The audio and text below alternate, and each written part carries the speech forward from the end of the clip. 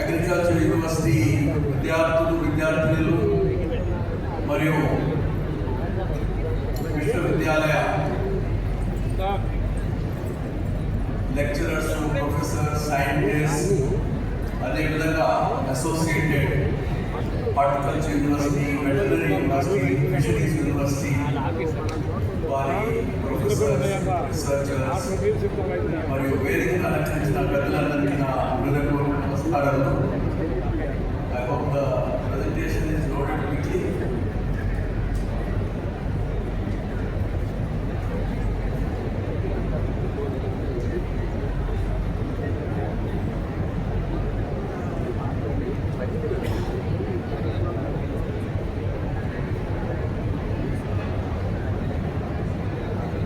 నాకంటే ముందు మాట్లాడిన ఇద్దరు స్పీకర్స్ కూడా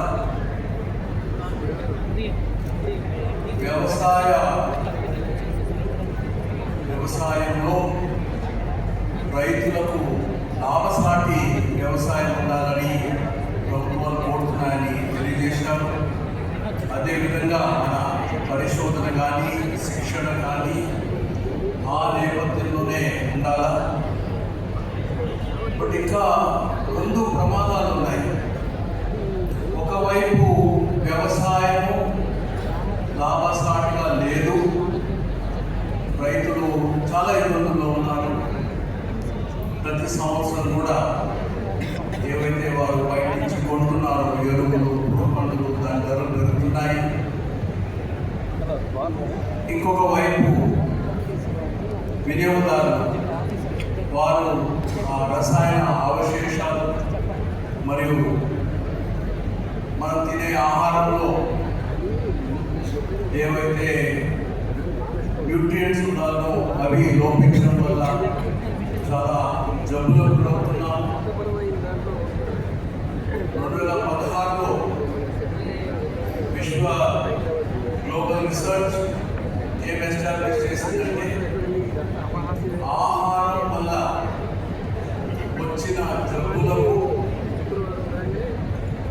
ప్రపంచమంతటా ఆరోగ్య మీద ఖర్చు 50% కంటే పెరిగింది. సో ఒకవైపు రైతులు ఎంత సంక్షోభంలో ఉన్నారో ఇప్పుడున్న వ్యవసాయ విధానంలో, అదేవిధంగా వినియోగదారులు కూడా సుఖంగా లేరు.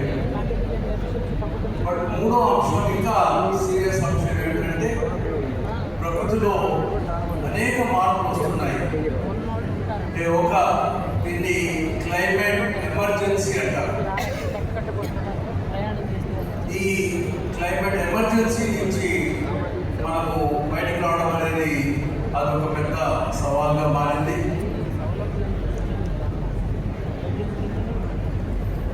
ఐటీ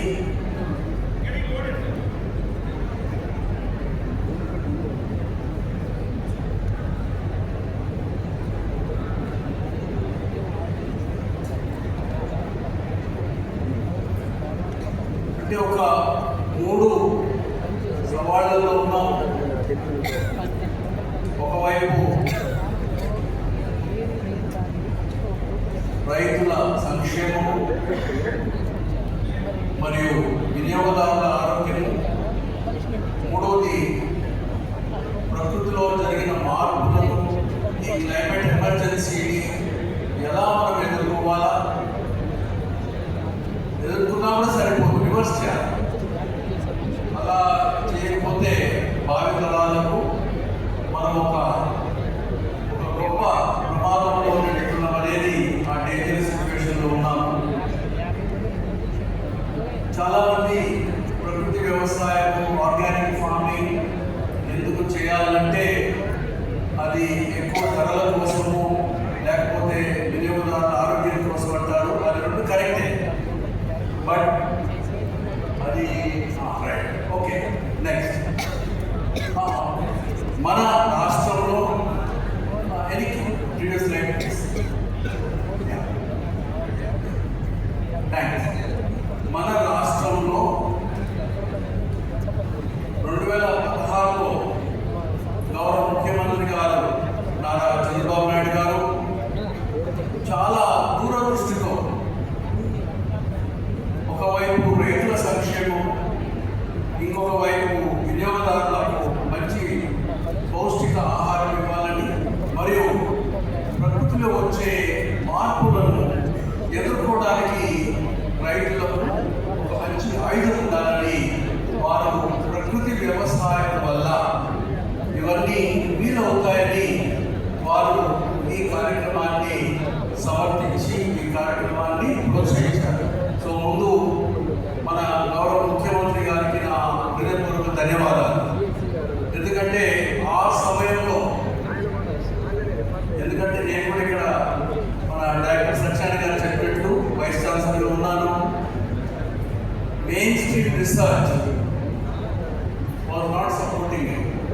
ఆ సమయంలో గౌరవ ముఖ్యమంత్రి గారు దీంట్లో ఉన్న ప్రామిస్ చూసి దాన్ని ప్రకృతి వ్యవసాయాన్ని ప్రోత్సహించారు. ఇప్పుడు ఇంకా దృఢంగా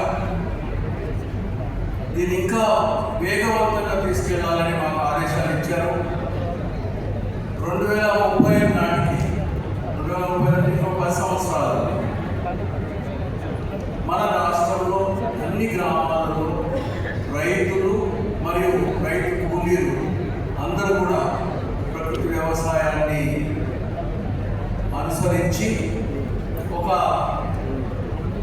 సంపన్న రైతులుగా మారాలని రైతే రాజని ప్రీవియస్ స్పీకర్ చెప్పారు. సో దాన్ని నేను పూర్తిగా నమ్ముతాను. రైతే రాజు కాదు, రైతే దేవుడు. సో అలాంటి దేవుడు కష్టాల్లో ఉండాలంటే చాలా మనసు బాధగా ఉంటుంది. ప్రకృతి వ్యవసాయం చేయడం వల్ల రైతులు సంపన్నులు కావాలా, వినియోగదారుల ఆరోగ్యం బాగుండాలా, ప్రకృతి ఎమర్జెన్సీకి ఒక పరిష్కార మార్గం రావాలని గౌరవ ముఖ్యమంత్రి వర్యులు మన ఆంధ్రప్రదేశ్ గవర్నమెంట్ ఒక దృఢ సంకల్పంతో ఈ కార్యక్రమాన్ని ముందుకు తీసుకెళ్తున్నాము. ఒక 60 లక్షల మంది రైతుల దగ్గరికి వెళ్ళాలి 10 సంవత్సరాలలో. నెక్స్ట్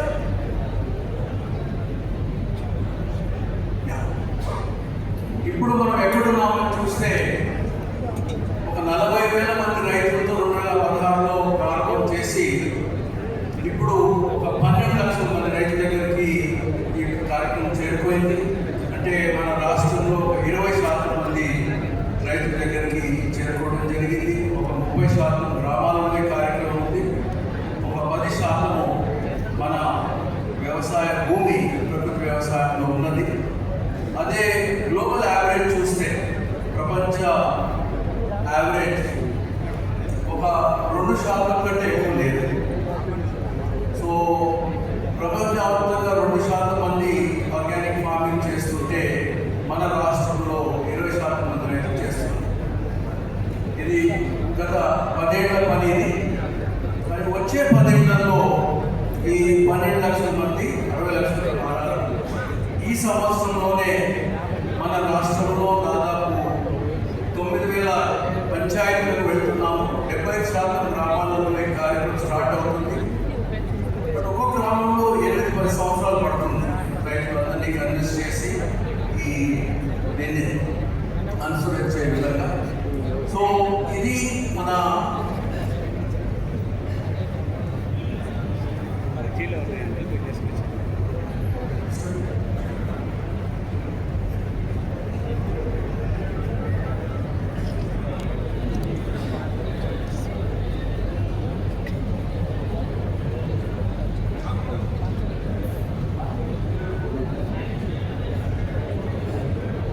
మనోచంద్ర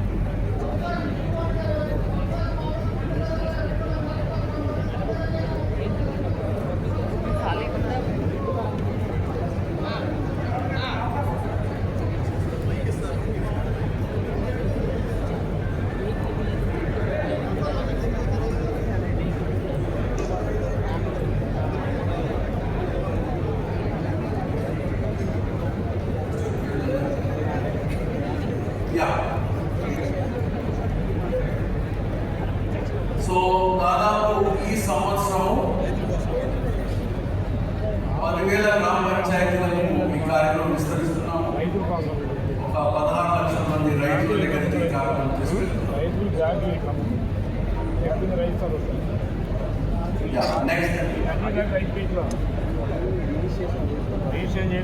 నెక్స్ట్ మన ఆంధ్రప్రదేశ్ రాష్ట్రంలో కాదు, ఆంధ్రప్రదేశ్ రాష్ట్రంలో ఈ ప్రకృతి వ్యవసాయ విధానాలు టెక్నాలజీస్ ఏవైతే మనం డెవలప్ చేశామో ఇప్పుడు మన దేశంలో ఒక 16 రాష్ట్రాలకి 16 రాష్ట్రాలకి ఈ కార్యక్రమాన్ని తీసుకెళ్ళాము.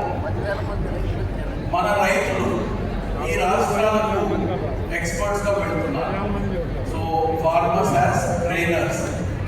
సో దాదాపు ఒక 200 గ్రామాలు ఇతర రాష్ట్రాలలో మన APCNF Andhra Pradesh community manage national farming విధానాలు ఆ రాష్ట్రాల్లో తీసుకెళ్తున్నాము. రాష్ట్రాలే కాదు, ఇప్పుడు మన కార్యక్రమం చూడడానికి ఒక 55 దేశాల నుంచి డెలిగేట్స్ రావడం జరిగింది.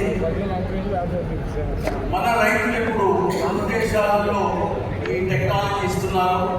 జాంబియా, ఇండోనేషియా మన రైతులు ఉన్నారు. అక్కడ ఒక సంవత్సరం నుంచి ఉన్నారు. చాలా మంచి ఫలితాలు వారు చూపించారు. ఇప్పుడు మే నెలలో శ్రీలంకకి మన రైతులు వెళ్తారు. అక్కడే ఒక 6 నెలలు ఉంటారు. ఆ రైతులతో పాటు వారికి ఈ శిక్షణ ఇస్తూ వారి చేత వ్యవసాయం చేస్తారు. దాంతోపాటు ఇంకొక 7 దేశాల నుంచి కూడా ఈ టెక్నాలజీ మాకు కావాలని వారు ఇంట్రెస్ట్ చూపించారు. సో చాలా మంచి అవకాశము మన టెక్నాలజీ ఇతర రాష్ట్రాలు దేశాలు తీసుకెళ్ళడానికి. నెక్స్ట్ బట్ ఇది చాలా ముఖ్యమైన స్లైడ్ చూపించేది. ఏ ప్రమాదంలో ఉన్నాము అనేది ఈ స్లైడ్ ద్వారా మీకు తెలుస్తుంది. ఇది ఒక 15 సంవత్సరాల క్రిందట ఇది ఒక కొత్త సైన్స్ అండి. It's called planetary boundary science. Stockholm resilience centre నుంచి ఇది ప్రచురించబడింది. ప్రపంచంలోనే దాదాపు 200 కంటే ఎక్కువ మంది శాస్త్రవేత్తలు మన పరిస్థితి ఎలా ఉంది మీరు చూస్తున్నారు. ఆ గ్రీన్ సర్కిల్ ఏదైతే ఉందో దానిలోగా ఈ వివిధ హద్దులు ప్లానెటరీ బౌండరీస్ అంటారు. సో మీరు చూస్తే ఒక 6 హద్దులు మనం దాటేశాం. అంటే చాలా గొప్ప ప్రమాదంలో ఉన్నాం. ఈ 6 హద్దులు ఏమిటంటే, ఒకటి బయో జియో కెమికల్ ఫ్లోస్.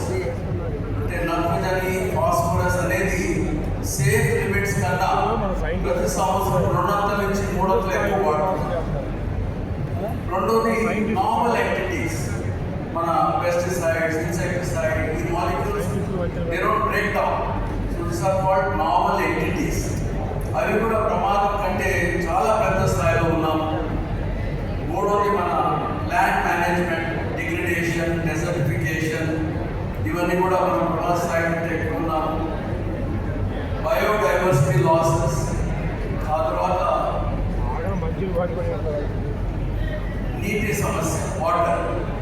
ఈ 5 అంశాలు. 6వ అంశం క్లైమేట్ చేంజ్.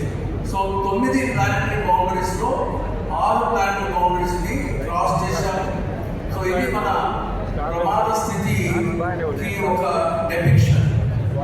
ఇలాంటి ఏమనుకున్నామంటే ఈ క్లైమేట్ చేంజ్ అంటే గ్రీన్ హౌస్ గ్యాస్ ఎమిషన్తో ఈక్వేట్ చేసుకొని అదేదో ఈ ట్రాన్స్పోర్ట్ సెక్టర్ వల్ల, ఫాసిల్ ఫ్యూయల్స్ వల్ల, ఎనర్జీ సెక్టర్ వల్లనే అవి అవుతున్నాయి. వ్యవసాయానికి పెద్దగా సంబంధం లేదు. మన భారతదేశం చాలా తక్కువ మనము ఫాసిల్ ఫ్యూయల్స్ వాడుతున్నామని ఒక భ్రమలో ఉన్నాం.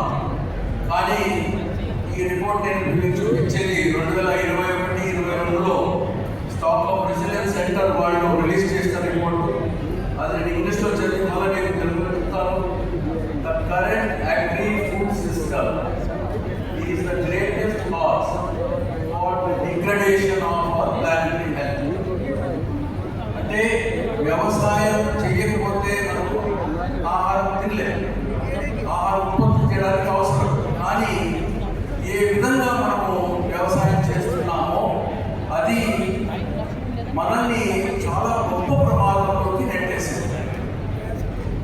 ఇది విశ్వవ్యాప్తంగా కూడా పరిష్కార మార్గాలు వెతుకుతున్నారు.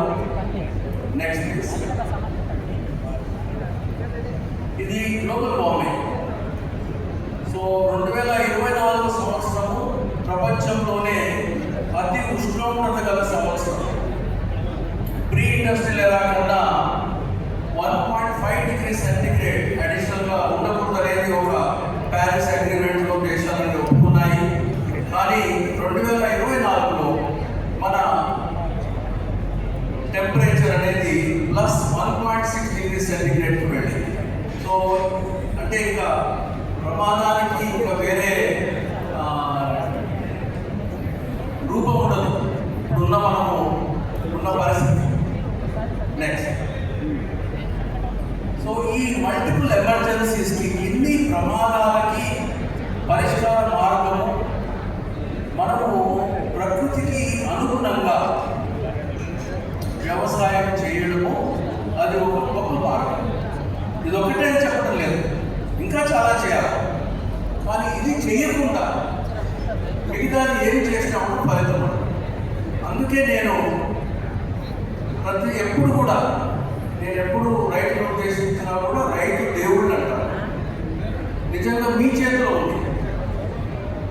అందరినీ కాపాడడం అనే ఒక బాధ్యత, చేసే శక్తి మన రైతుల్లో ఉంది. సో ప్రకృతికి అనుగుణంగా వ్యవసాయం ఏదైతే ఉందో అది ప్రకృతి వ్యవసాయం మనం అంటున్నాము.